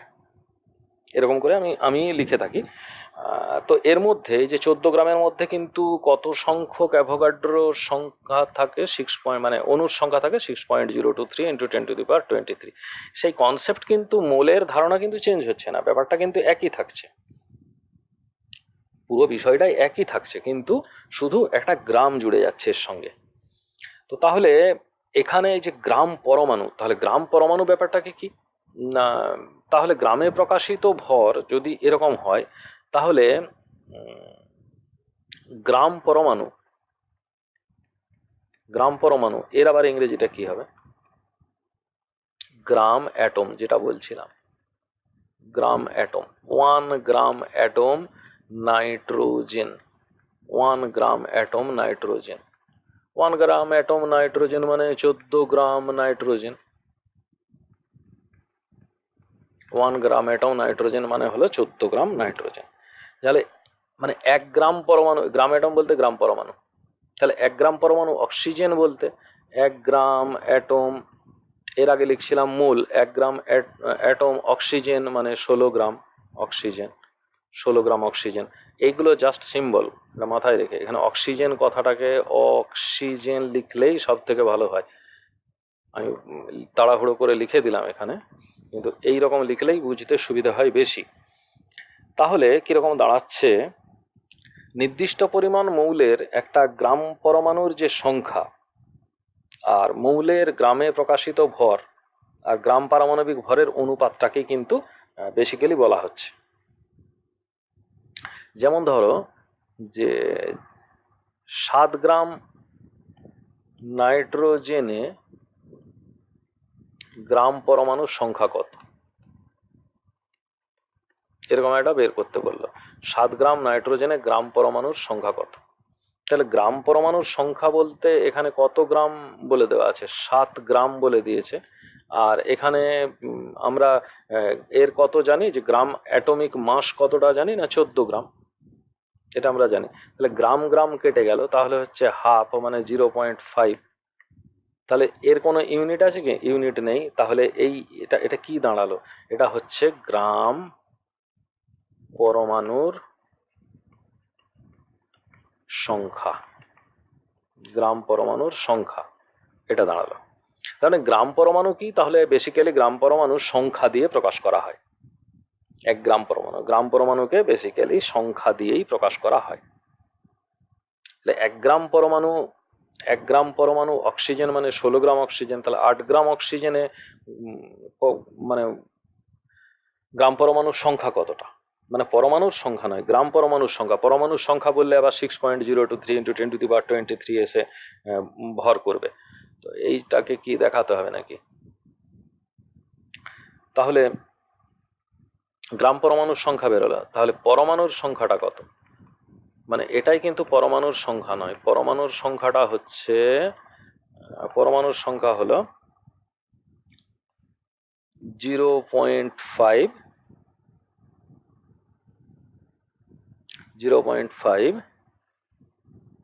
ইন্টু 6.023 × 10⁻23। এটা হচ্ছে পরমাণুর সংখ্যা, এটা দিয়ে গুণ করতে হবে, যেমন এর মাঝখানে কোনো কনফিউশন না আসে। তাহলে এত কিছুর পর ভাবা যেতেই পারে যে সব কিছু শিখে গেছি, বলছে না, এর পরেও এই বিষয়টাকে আরো বেশি জটিলতা পাকানোর জন্য এখানে atomic mass unit, atomic mass unit বা পারমাণবিক ভর একক, খুব সুন্দর, এটার নাম দেওয়া হয়েছে AMU, আর এটা হচ্ছে পাভ এ, সব ফুটকি ফুটকি দিয়ে আর কি। কিন্তু এএমইউটা এএমইউ এর মাঝখানে ডট বসে না, পারমাণবিক ভর একক। তাহলে 1 AMU এটা কি, 1 AMU মানে হচ্ছে 1/12, আর একটি 12C আইসোটোপের ভর, এটিকে স্ট্যান্ডার্ড ধরা হয়েছে, যে কার্বন 12 আইসোটোপের একটি কিসের, এখানে লেখা হয়নি, পরমাণু যেহেতু পরমাণু বলে লিখতে হবে, একটি আইসোটোপের পরমাণুর ভর। তাহলে একটি 12C আইসোটোপ পরমাণুর ভরের 1/12 অংশের যে মান হবে সেটাকে AMU বা অ্যাটমিক মাস ইউনিট বলে ধরা হয়েছে। তাহলে কার্বনের 12C যেটা মানে আইসোটোপ, এই আইসোটোপের একটি পরমাণুর ভর কত, একটি পরমাণুর ভর আমরা জানি 12 গ্রাম, এখন এর মাঝখানে তাহলে 1/12 × 12 গ্রাম, এবার এর মাঝখানে কতগুলো সংখ্যা আছে, 6.023 × 10⁻23 অ্যাভোগাড্রোর সংখ্যা ছিল। তাহলে 6.023 × 10⁻23 12C একটি পরমাণুর,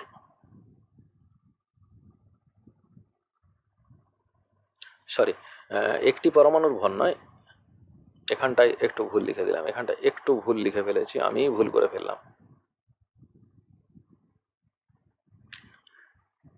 1 গ্রাম অ্যাটম,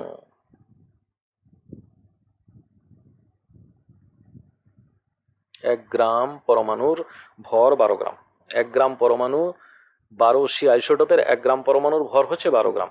তাহলে 1 গ্রাম পরমাণুর মধ্যে কত রয়েছে, 6.023 × 10⁻23। তাহলে একটি পরমাণুর ভর কত, এখানে একটির ভর কত, তাহলে এই 6.023 ইন্টু 10⁻23 দিয়ে এটাকে ভাগ করতে হবে, ভাগ করলে একটি পরমাণুর ভর বেরোবে, মানে 1 AMU, মানে একটি কার্বন পরমাণুর ভর বেরোবে। AMU মানে হচ্ছে আমার এটা 1.66 ইন্টু 10⁻24 এত গ্রাম, এরকম একটা ভর বেরোচ্ছে। এই 1 AMU হচ্ছে, তাহলে কি দাঁড়ালো, এটা হচ্ছে একটি 12C আইসোটোপের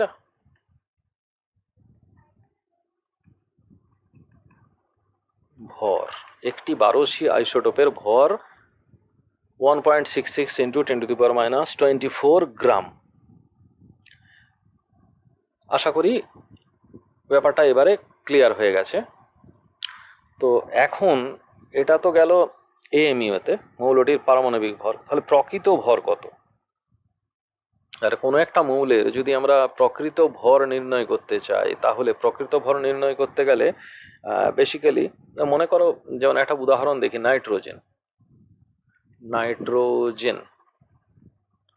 নাইট্রোজেন নিয়ে কথা বলি। নাইট্রোজেন নিয়ে কথা বললে নাইট্রোজেনের একটি নাইট্রোজেন পরমাণুর ভর কত? একটি নাইট্রোজেন পরমাণুর ভর কত? আমরা তো ডেফিনেশন হিসেবে কার্বন দিয়ে করলাম, তাহলে এখানে একটি নাইট্রোজেন পরমাণুর ভর আমাদেরকে বার করতে হবে। তাহলে নাইট্রোজেনের ক্ষেত্রে আর একটু কালিটাকে চেঞ্জ করে নিই। নাইট্রোজেনের এটা মানে কত? 14। তো সেটাকে 1 AMU বা অ্যাটমিক মাস ইউনিট দিয়ে গুণ করে দেবো। তাহলে 14 ইন্টু 1.66 ইন্টু 10⁻24 গ্রাম। এটা একবারে মুখস্থ থাকলে ডাইরেক্ট বসিয়ে দেওয়া যায়, আদারওয়াইজ আমাদেরকে কিন্তু ওই পুরো অঙ্কটাকে এখানে করতে হবে, 14 দিয়ে গুণ করতে হবে, অথবা আমাদেরকে লিখতে হবে 14 ইন্টু, এটাকে পুরোটা টানতে হবে, পুরোটা টেনে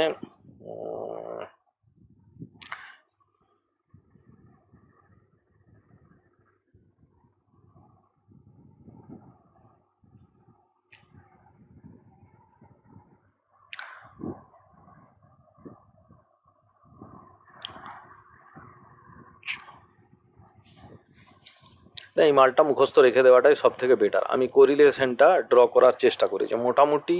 তাহলে অ্যাটমিক মাস ইউনিট আর প্রকৃত ভরের মধ্যে একটু সমস্যা রয়েছে। তাহলে কোনো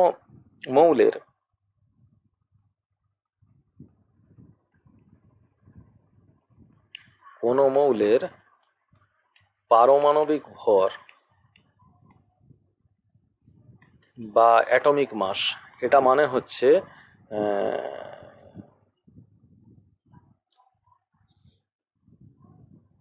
প্রকৃত পারমাণবিক ভর, বা এইভাবে না বলাই ভালো,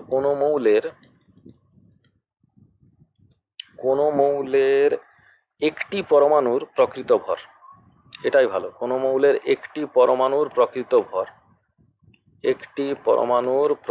ভর যেটা আমরা বের করলাম যে নাইট্রোজেনের, এটার মানে হচ্ছে যে মৌলের পারমাণবিক ভর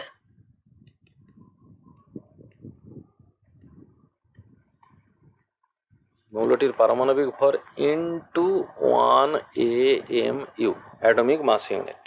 এইভাবে আমরা সূত্রটাকে ডিজাইন করতে পারি। কারণ মৌলের পারমাণবিক ভর বলতে আমরা কি বুঝি? মৌলের পারমাণবিক ভর মানে আমরা আগে যে সংজ্ঞা দিয়েছিলাম মৌলের পারমাণবিক ভরের, সেটা হচ্ছে মৌলের একটি পরমাণুর, এটা হচ্ছে প্রকৃত ভর, একটি পরমাণুর প্রকৃত ভর বাই 1/12 ইন্টু একটি 12C পরমাণুর ভর, এটা আমরা মোটামুটি আগে সংজ্ঞা দিয়েছিলাম। তাহলে মৌলের পারমাণবিক ভরের বিষয়টা এখানে তো 12, 12 12 কেটে গেল, এটা 1 হয়ে যাচ্ছে। তাহলে মৌলের প্রকৃত ভর মানে হচ্ছে মৌলটির পারমাণবিক ভর ইন্টু 1। তাহলে সেই মৌলের পারমাণবিক ভরটাই পড়ে থাকছে। এবার এখান থেকে আমরা যেহেতু 6.023 ইন্টু 10⁻23 সংখ্যাটা রয়েছে 1 গ্রাম মোলের ভেতরে, তাহলে 1 গ্রাম অ্যাটমের ভেতরে যেহেতু 6.023 ইন্টু 10⁻23 সংখ্যাটি রয়েছে, কোথায় গেল, এই যে এইখানে, এই যে 6.023 ইন্টু 10⁻23 সংখ্যাটি রয়েছে এই 12C কার্বনের ভেতরে। সেই কারণের জন্য এটাকে আমরা ওটা 6.0 গ্রামকে আমরা 6.023 ইন্টু 10⁻23 দিয়ে ভাগ করে দিচ্ছি। তাহলে বেসিক্যালি সেই ভাগটা কিন্তু যাই হোক, মানে খুব ইজি করে দেখলে এখানে 12 12 কেটে যাচ্ছে, থাকছে কিন্তু 1/6.023 ইন্টু 10⁻23, যে কারণের জন্য আমি এটা দেখালাম। যদি মানে এই ডিজিটটা কারোর খেয়াল না থাকে 1.66 ইন্টু 10⁻24, তাহলে একটা নাইট্রোজেন পরমাণুর ভর আমরা কি করে উদ্ধার করে দিয়ে আসবো পরীক্ষার থেকে? না, তাহলে আমরা নাইট্রোজেন পরমাণুর প্রকৃত ভর বার করতে গেলে নাইট্রোজেন 1 গ্রাম অ্যাটম নাইট্রোজেন, 1 গ্রাম নাইট্রোজেনের ভর বাই 6.023 ইন্টু 10⁻23, এটাই হচ্ছে প্রকৃত ভর। কার? নাইট্রোজেনের। নাইট্রোজেনের একটি পরমাণুর নাইট্রোজেনের একটি পরমাণুর প্রকৃত ভর এইটা। তার মানে সেই 14/6.023 ইন্টু 10⁻23, এই বেসিক্যালি। তাহলে সেই 14 ইন্টু 1.66 ইন্টু 10⁻24 সেই ডিজিটটা এসে যাচ্ছে, এবং এটা ইউনিটটা হবে গ্রাম। তাহলে এর মাঝখানে আর পারমাণবিক ভর একক নিয়ে কোনো কনফিউশন থাকা উচিত নয়।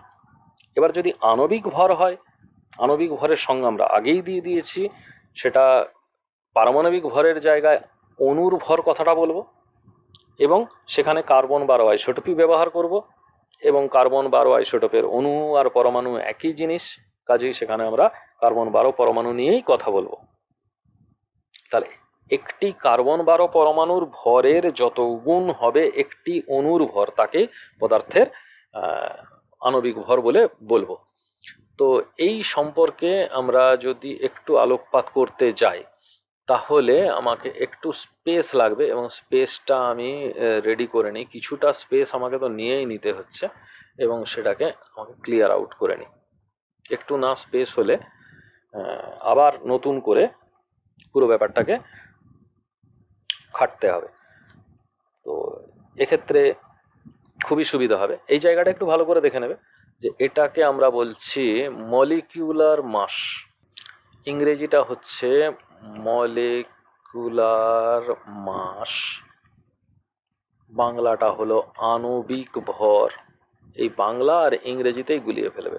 মলিকুলার মাস, এটা হলো আণবিক ভর।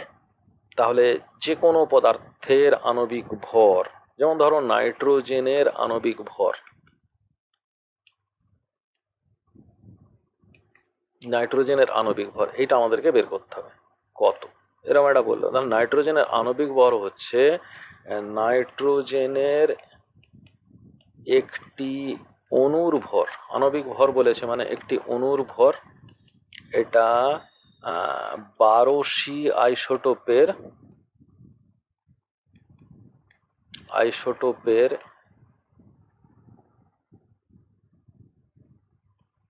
এর তো আর অণু হয় না, তো পরমাণুর ভর এর যত গুণ বললেই ভালো হতো, কিন্তু আমাদেরকে তো এক আনতে হবে। তাহলে নাইট্রোজেনের একটি অণুর ভর কত? নাইট্রোজেনের একটি অণুর ভর অবশ্যই এটা 14, 14 দুগুণে 28, নাইট্রোজেন দ্বিপরমাণু, তাই এটা 28। তাহলে এখানে 1, তাহলে গ্রাম নাইট্রোজেনের আণবিক ভর কত হচ্ছে না 28। এই তাহলে আণবিক ভরের গণনা করতে গেলে উপস্থিত পরমাণুর সংখ্যা, এখানে হঠাৎ করে 28 আসলো কি না, একটি অণুর ভর মানে হচ্ছে দুটি পরমাণুর ভর, একটি অণুর ভর মানে দুটি পরমাণুর ভর। নাইট্রোজেনের একটি অণুর ভর মানে দুটি পরমাণুর ভর, মানে 28 মানে আসলো 2 ইন্টু 14 থেকেই 28 এসছে, 2 ইন্টু 14 থেকে আমরা পেলাম 28। তাহলে যদি কোনো পদার্থের আণবিক ভর গণনা করতে বলে, যেটা দিয়ে আমাদেরকে ম্যাথামেটিক্যাল প্রবলেমগুলো ফেস করতে হবে, তো সেটাকে করতে গেলে মানে আমার আরেকটু ক্লিয়ার করতে হবে এটাকে।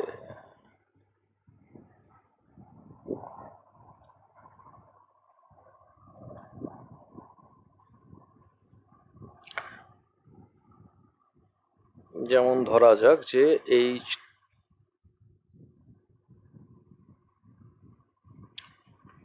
H2SO4, এখন হাইড্রোজেনের 1, সালফারের 32, অক্সিজেনের 16, এগুলো আমরা জানি, এগুলো একটা করে পরমাণুর ভর। বা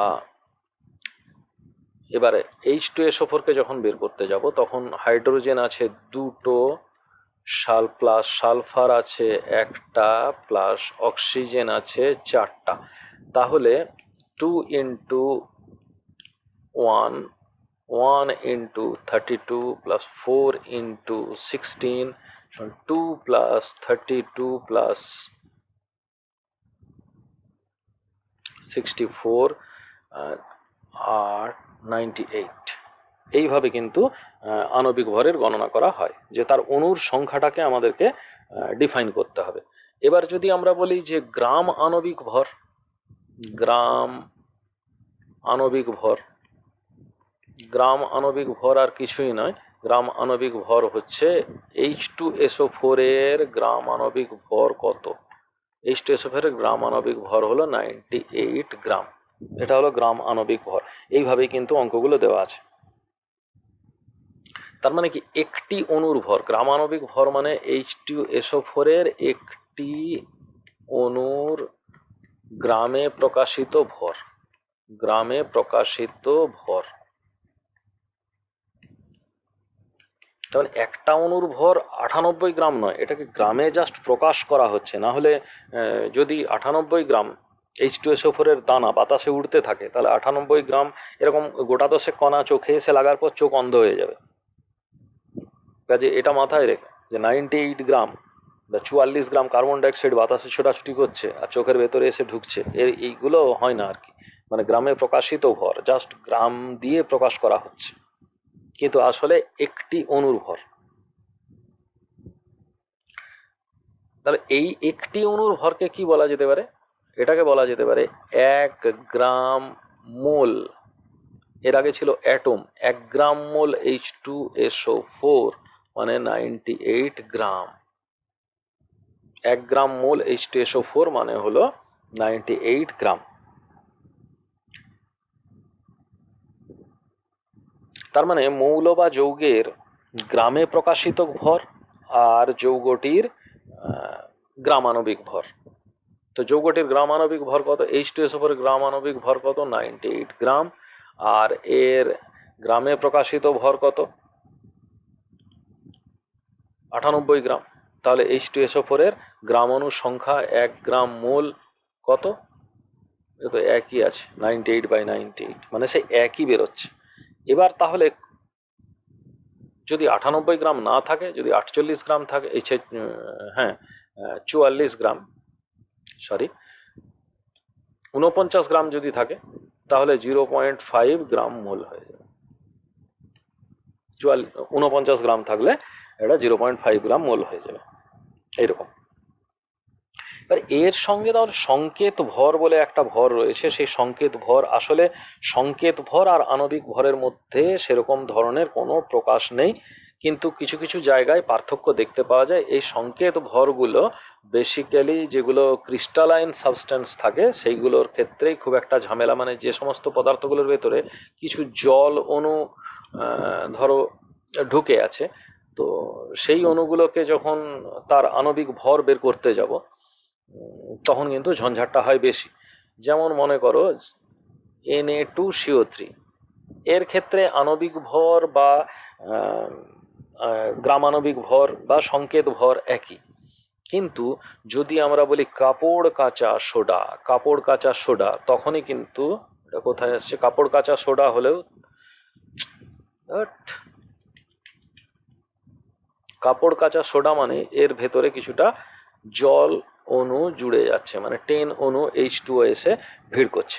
তা 10 অণু H2O এসে ভিড় করলে তাহলে দেখো সোডিয়াম কার্বনেট এটা লাগছে কিন্তু 23 আছে কটা, দুটো, প্লাস কার্বন আছে একটা, এখানে 12, প্লাস অক্সিজেন আছে 3টে, এখানে 16।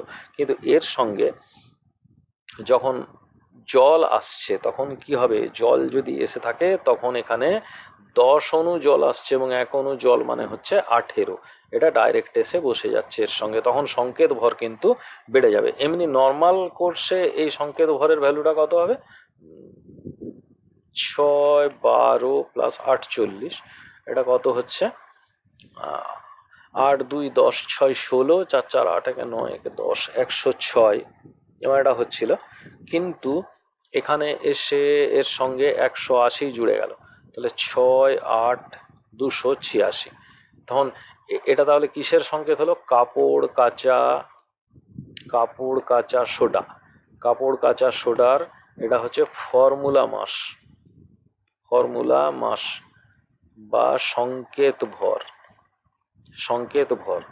আর কাপড় কাচা সোডার আণবিক ভর হচ্ছে 106 গ্রাম, কিন্তু ফর্মুলা মাস হচ্ছে 286 গ্রাম। এই রকম জায়গাতে কিছু ডিফারেন্স এসে যেতে পারে। তো এরপর আর কোনো কনফিউশন আশা করি থাকবে না এখানে।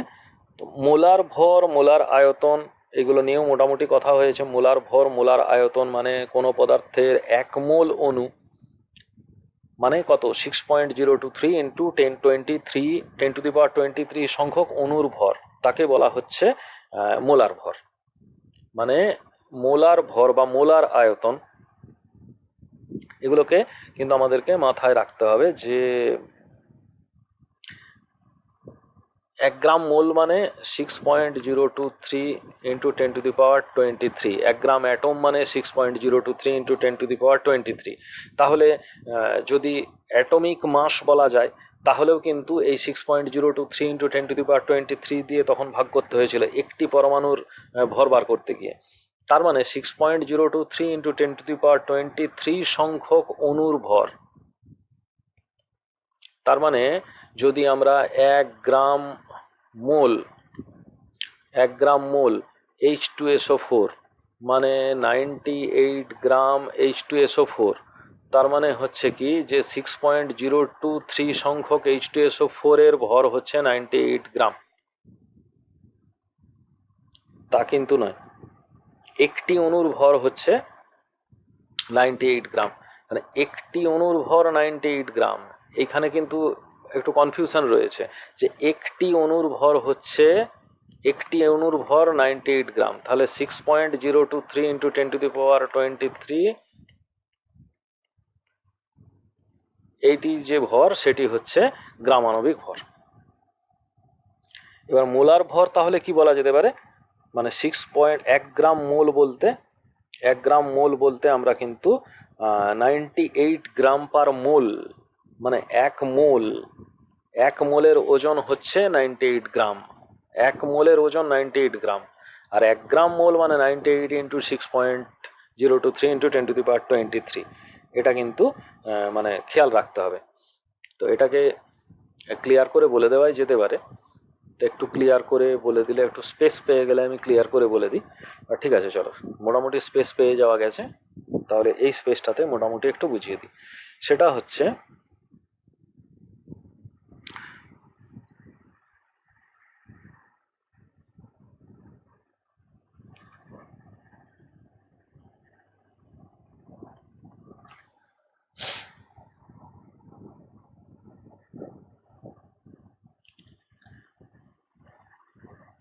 1 মোল মলিকিউল মানে 1 মোল অণু।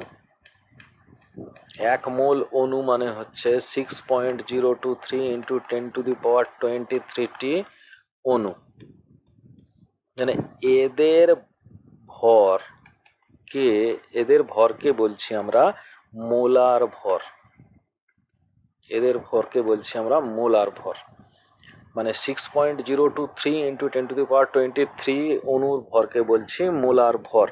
তাহলে এখন H2SO4 এর H2SO4 এর মোলার ভর কোনো জায়গায় দেওয়া থাকে দেখবে 98 গ্রাম নেই পার মোল, এই কথাটা লেখা আছে 98 গ্রাম পার মোল,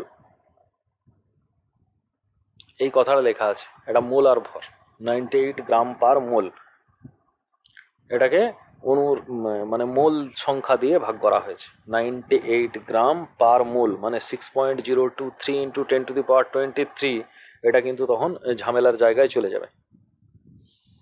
গ্রাম পার মোল এই দিয়ে প্রকাশ করা হয়। তো এখানে যেগুলো নিষ্ক্রিয় গ্যাস সেগুলো এক পরমাণুক, তাহলে তাদের ক্ষেত্রে পরমাণু আর অণু একই, কিন্তু যেগুলো হাইড্রোজেন অক্সিজেন এগুলো কিন্তু দ্বিপরমাণুক বা সালফিউরিক অ্যাসিড নাইট্রিক অ্যাসিড এইসবের ক্ষেত্রে কিন্তু আণবিক ভরটাকেই প্রকাশ করা হয় গ্রাম পার মোল এককে।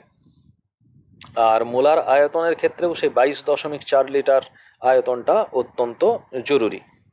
22.4 লিটার আয়তনটা অত্যন্ত জরুরি। তো সেখানেও নির্দিষ্ট উষ্ণতা ও চাপ কোনো গ্যাসীয় পদার্থের, নির্দিষ্ট উষ্ণতা আর চাপে কোনো গ্যাসীয় পদার্থের ওই 1 গ্রাম অণুর আয়তনকে বলা হচ্ছে ওই পদার্থের মোলার আয়তন। তাহলে যেহেতু এটা অ্যাভোগাড্রোর সংখ্যা 6.023 ইন্টু 10⁻23 আয়তন হচ্ছে 22.4 লিটার, তাহলে এখানেও কিন্তু ওই 22.4 ব্যাপারটা কিন্তু ঝামেলা করবে এসে। এই 22.4 লিটার জিনিসটাকে কিন্তু মাথায় রাখতে হবে আমাদেরকে, যে 22.4 লিটার ব্যাপারটা কি। 22.4 লিটার হচ্ছে 6.023 ইন্টু 10⁻23 সংখ্যক অণুর, আর একটু স্পেস আছে, এর আয়তন 6.023 ইন্টু 10⁻23টি অণুর আয়তন, এটা নির্দিষ্ট 22.4 লিটার।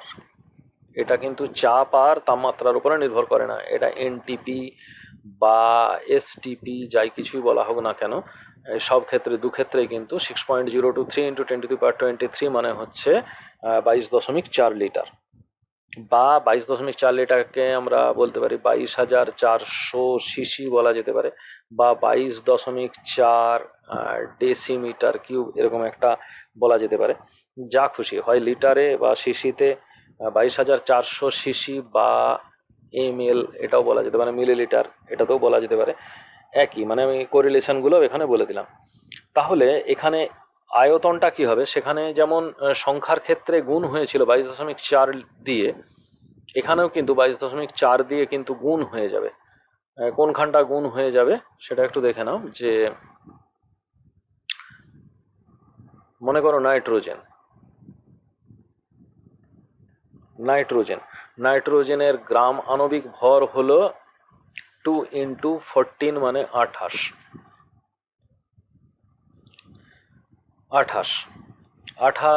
কি বলা যেতে পারে গ্রাম আণবিক ভর 28 গ্রাম। তাহলে নাইট্রোজেনের পরিমাণ আছে 56 গ্রাম নাইট্রোজেন। 56 গ্রাম নাইট্রোজেন মানে হচ্ছে 56/28 মানে হচ্ছে 2 গ্রাম মোল। 2 গ্রাম মোল 2 গ্রাম মোল নাইট্রোজেন অণুর ভর, এটা পাওয়া গেল। কিন্তু আয়তনটা কত হবে? 56 গ্রাম নাইট্রোজেনের আয়তন হবে 2 গ্রাম মোল নাইট্রোজেনের আয়তন ইন্টু 22.4 লিটার। তাহলে এটা কিন্তু গুণ হবে এর সঙ্গে, এই ব্যাপারটা কিন্তু মাথায় রাখতে হবে। তাহলে ওখানেও কিন্তু যদি আমরা গ্রামাণবিক আয়তন বলি তাহলেও সেখানে ওই 22.4 ব্যাপারটা এসে যাবে। মোলার ভর, মোলার আয়তন এইগুলোকে যদি আমরা ডিফাইন করি তাহলে